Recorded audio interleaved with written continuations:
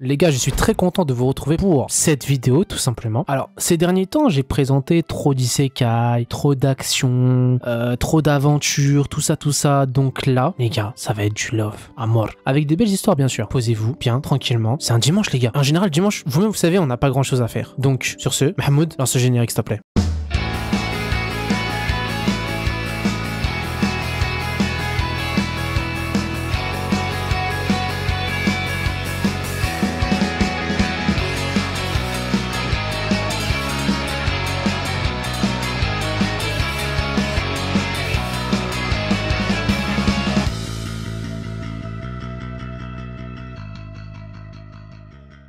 Donc les gars, le premier anime que je vais vous présenter, c'est A Sign of Affection. Tout est dans le titre, on est d'accord? Tout est dans le titre. Et apparemment, il y a beaucoup de monde qui l'attendait cet anime. Pour le coup, je l'ai vu que récemment cet anime. Donc nous sommes dans un genre shoujo, romance, tranche de vie et drame. L'anime est sorti le 6 janvier 2024. Il y a un nombre total d'épisodes de 12 disponibles sur Crunchyroll, VO et VF. Les gars, vous avez tout là, c'est nickel. Le sujet d'animation Aijado, au premier regard, Yuki Hitose se présente comme une étudiante ordinaire et qui aime passer du temps avec ses amis, se perdre sur les réseaux sociaux, échanger autour des sujets qu'elle apprécie en général. Seulement, depuis sa venue au monde, la jeune femme évolue dans un silence absolu. Oui les gars, elle est sourde depuis sa naissance. Et en fait, elle est tout simplement prisonnière de sa surdité. Et là les gars, vous avez vu, normalement, les vrais, ils ont pu voir une petite ref que je vais vous sortir. Une ref les gars, si vous n'avez pas vu le film, parce que c'est un film qui est aussi disponible sur Crunchyroll, c'est A Silent Voice. Ceux qui ont regardé ce film, je vous ai raconté un peu juste le début de ce que c'est que l'anime. Vous avez vu un petit rapprochement. Bon, bien évidemment, A Silent Voice, violence plus morale, hein, pas physique. Hein. Alors que là, c'est un peu plus chill, mais vous avez vu, une sourde, c'est un peu le même délire. Et en fait, tandis que ces journées se suivent et se ressemblent, et ben en fait, un jour, elle va croiser le chemin de Itsuomi Nagi, un camarade d'université et ami commun de sa meilleure amie, Rin Fujishiro, qui voyage régulièrement à travers le monde et maîtrise même 3 langues différentes. Oui les gars, c'est le dark, hein. Vous avez compris, le Itsuomi Nagi. Il est un peu dark, mais pas trop, mais vous avez capté, hein. Dark Sasuke, on connaît, haha. Tous deux, fascinés l'un par l'autre, un nouveau monde s'ouvre à eux au fur et à mesure qu'ils découvrent en fait leur quotidien respectif. Voilà. Ils vont finir par se découvrir petit à petit. Nagi, ça reste un bon les gars, attention, ça reste un bon, mais voilà, je suis plus pour son meilleur ami d'enfance. Oui les gars, je parle bien de Ashioki Oshi, parce qu'en fait Ashioki Oshi, c'est son ami d'enfance. Il est en kiff tout simplement sur Yuki. Il a appris la langue des signes exprès pour elle, etc. Mais il est très maladroit, très gamin, etc.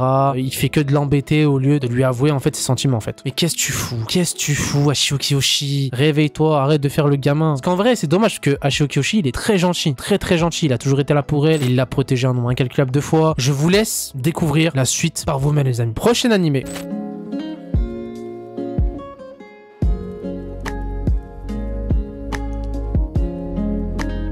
Chouchouté par l'ange d'à côté. Ou alors The Angel Next Door Spoil Me Rotten Otanori no Tenshi-sama ni Utsu ni Kadame Ningen ni Sareteruken. Alors j'ai pas quitté l'école pour faire une dictée en fait. Les amis, nous sommes dans un genre tranche de vie, comédie, romance et school life. Petite précision, cet anime est sorti il y a très longtemps. Ça m'a étonné que je l'ai pas présenté parce que je suis passé à côté, pourtant je l'ai vu. Donc l'anime est sorti le 7 janvier 2023 les amis, donc ça fait déjà plus d'un an. L'anime est disponible sur Crunchyroll. Le studio d'animation c'est Project Number 9. Amane Fujiyama et Mahiru Shina sont deux étudiants à l'exact opposé l'un de l'autre. C'est vraiment l'opposé. Lui, c'est un simple garçon, tout ce qu'il y a de plus banal, qui n'a pas vraiment l'habitude de converser avec des personnes du sexe opposé, voilà. Tandis qu'elle, au contraire, c'est une jeune femme à la beauté majestueuse et aux résultats scolaires vraiment plus.